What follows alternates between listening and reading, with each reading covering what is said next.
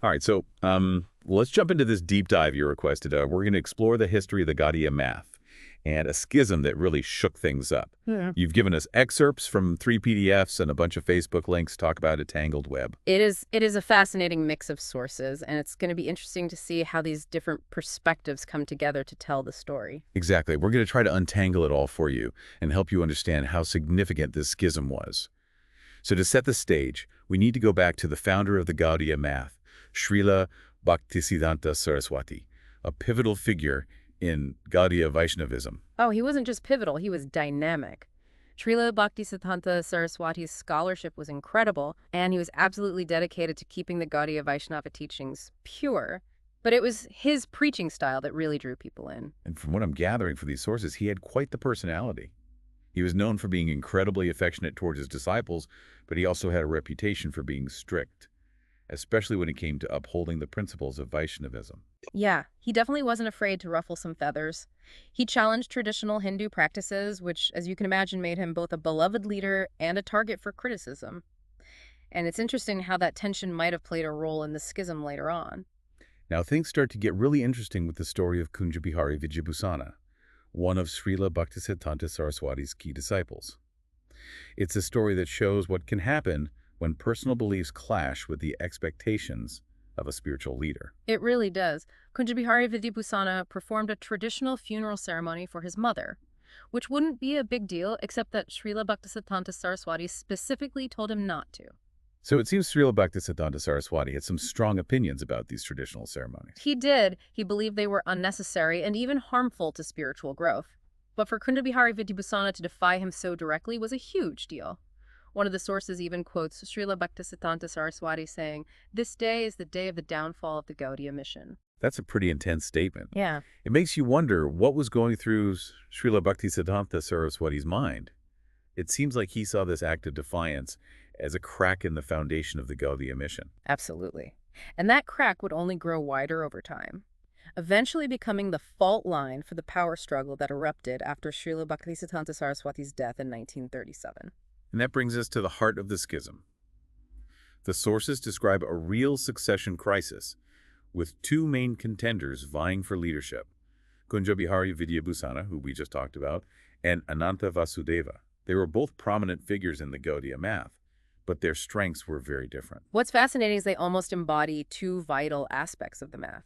Ananta Vasudeva was known for being a brilliant scholar, while Kunja Bihari Vidyabhusana was the one with the management skills that helped the math grow and expand its reach. One of the sources even includes this, saying, if you want to know about Siddhanta, you should go to Vasudeva Prabhu, and if you want to know about Seva, you should go to Kunja Babu. That's such a great illustration of the contrast between them.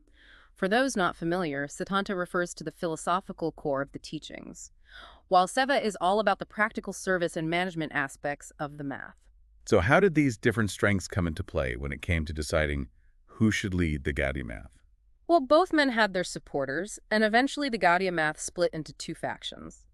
The majority sided with Ananta Vasudeva, who became the Acharya, the spiritual leader of the Gaudiya mission. And for those who might not know, Acharya is a really important title in Gaudiya Vaishnavism.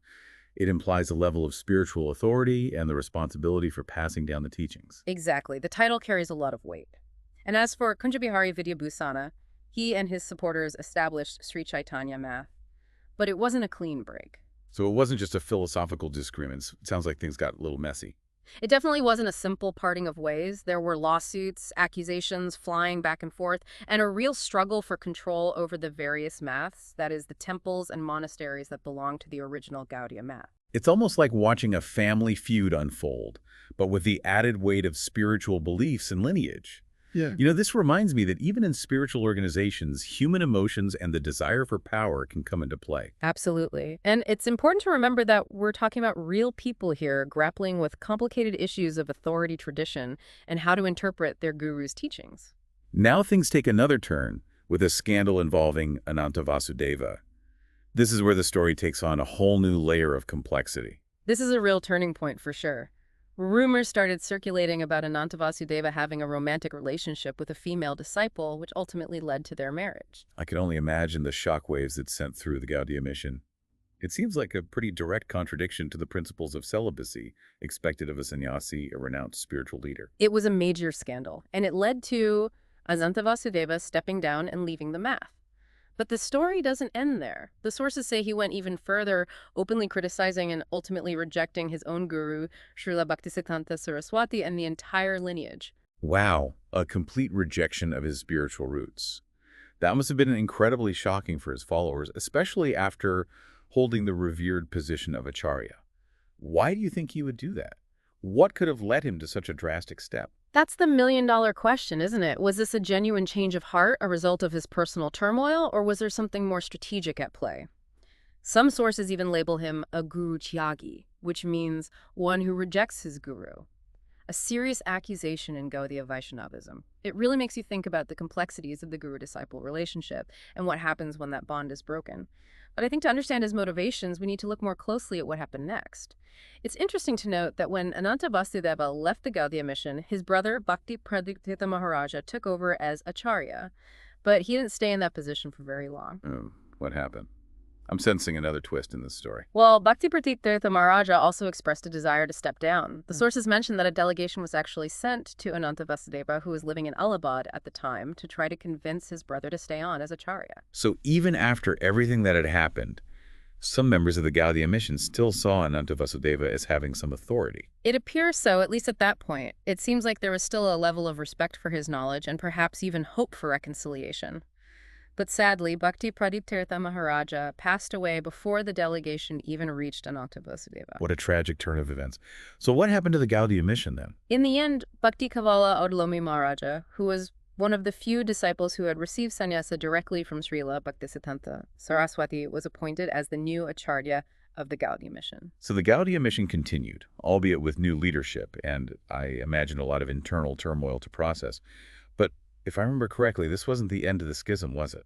You remember correctly, the schism didn't end there. In fact, this period saw a proliferation of different Gaudiya Math groups emerging. Several other prominent disciples left both the Gaudiya mission and Sri Chaitanya Math to form their own institutions. Like BP Keshava Maharaja and Srita Maharaja, right? It seems like the original Gaudiya Math under Srila Bhaktisiddhanta Saraswati fractured into many different branches. What I'm curious about is what led to this splintering. Was it purely based on conflicting interpretations of Srila Bhaktisiddhanta Saraswati's teachings, or were there other factors at play? That's a great question. And it gets to the heart of what makes the schism so complex. While differing interpretations of the teachings were definitely a factor, it wasn't the whole story. The sources suggest that practical considerations, particularly around management and finances, played a significant role as well. Okay, I'm intrigued. What do you mean by practical considerations? Well, think about the rapid growth the Gaudiya Math experienced under Srila Bhaktisiddhanta Saraswati. There were numerous temples publications, a growing number of disciples. Managing all of that requires strong organizational skills. And we know that Kunja Bihari Vidyabhusana was the one known for his management abilities. Exactly. He had a real talent for organization and fundraising, which were essential for the math's expansion. But some felt this focus on the material aspects overshadowed the spiritual depth that Srila Bhaktisiddhanta Saraswati emphasized. So there was this tension between keeping the organization running smoothly and maintaining the spiritual purity of the teachings. That makes sense, especially in the context of a religious institution. Yes, and this tension became even more pronounced after Srila Bhaktisiddhanta Saraswati's death. When the question of leadership arose, some felt Ananta Vasudeva, with his deep understanding of the scriptures, was best suited to guide the math spiritually. Others believed that Kunja Bihari Vidyabhusana's management skills were more important for handling the day-to-day operations. It's like two different leadership styles clashing. One focused on the theoretical and spiritual, the other on the practical and organizational. What I find particularly interesting and maybe a little unsettling is the role money and property played in the schism. The sources mention lawsuits and even accusations of financial impropriety. It feels a bit strange to hear about those kinds of disputes within a spiritual organization. It does, doesn't it? But it highlights a crucial point. Even spiritual institutions exist within the material world and are subject to its influences. The Gaudiya Math had acquired quite a bit of property during its expansion temples, land, publishing houses, and controlling those assets became a source of conflict. So these different factions were actually fighting over who owned what.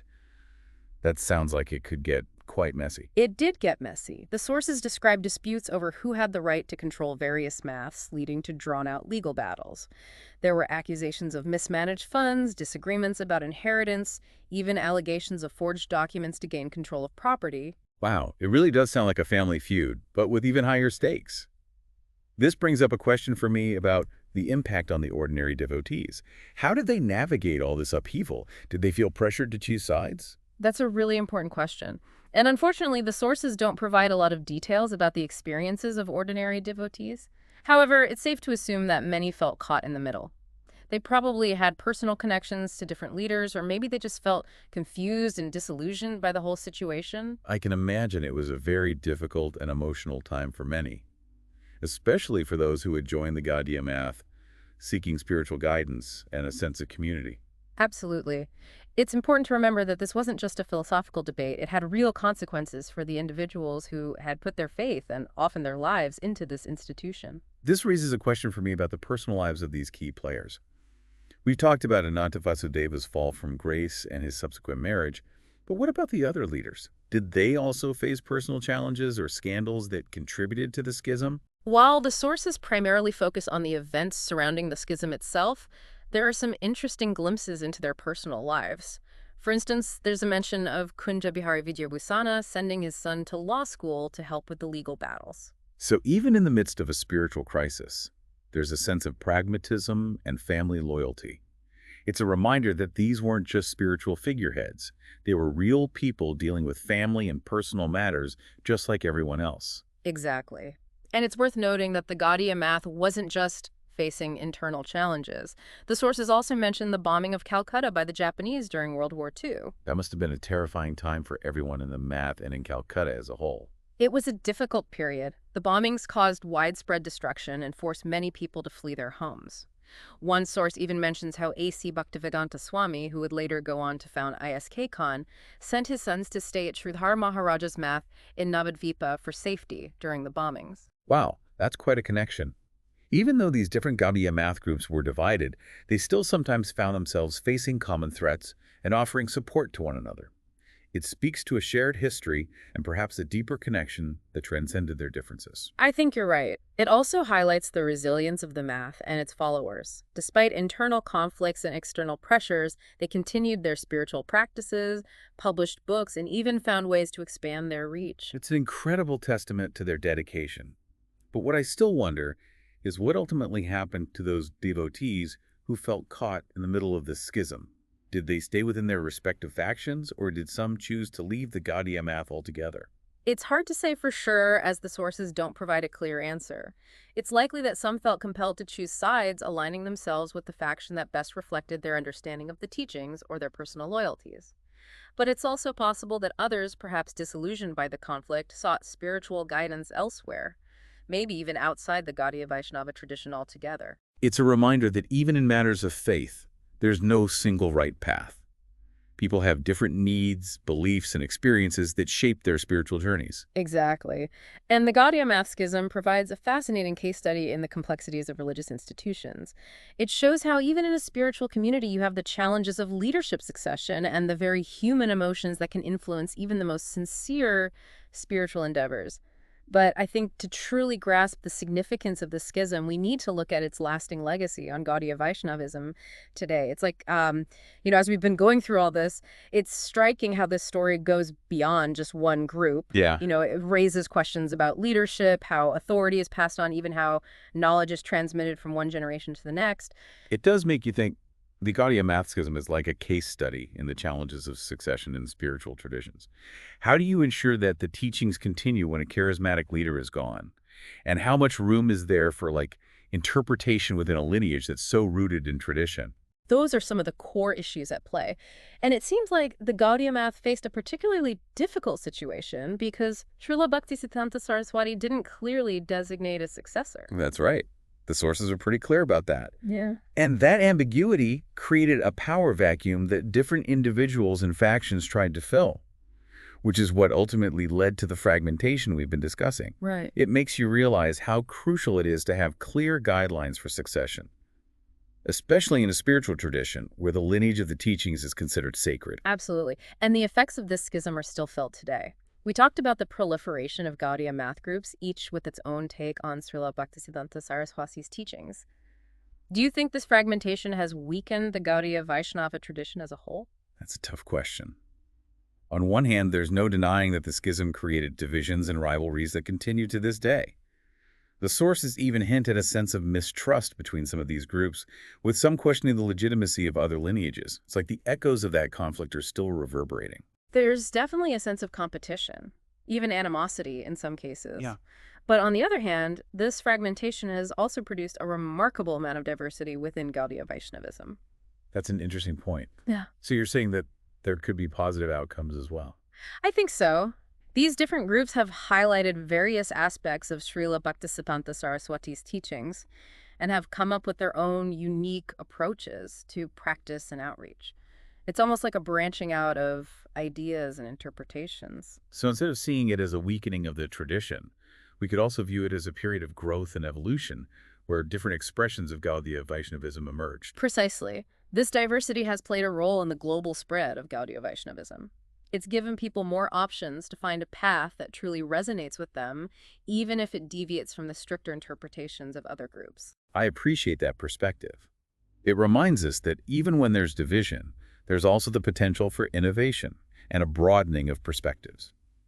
As we wrap up this deep dive, I'd love for you to share any final thoughts or takeaways that might be relevant to our listeners, even beyond the context of this specific religious tradition. You know what strikes me most is the reminder that institutions, even those based on spiritual ideals, are made up of human beings, and we're all imperfect. We're all prone to ego ambition and the desire for power, even when we're pursuing something as noble as spiritual enlightenment. That's a humbling thought. It underscores the importance of critical thinking and discernment, even when engaging with spiritual teachings or figures we hold in high regard. Absolutely. We should approach all sources of information, spiritual or otherwise, with a healthy dose of skepticism and a willingness to question what we're being told or what we assume to be true. And maybe, even when faced with disagreements or divisions, we can strive to find common ground and remember the shared humanity that connects us all. I think we've covered a lot of ground in this deep dive. Hopefully it's given you a deeper understanding of the Gaudiya Math schism and its significance. And perhaps sparked a curiosity to explore the different Gaudiya Math groups and their influence on Vaishnavism today. There's a whole world of knowledge out there waiting to be discovered. Keep asking questions, keep exploring, and keep diving deep into the topics that fascinate you. Thanks for joining us on this deep dive.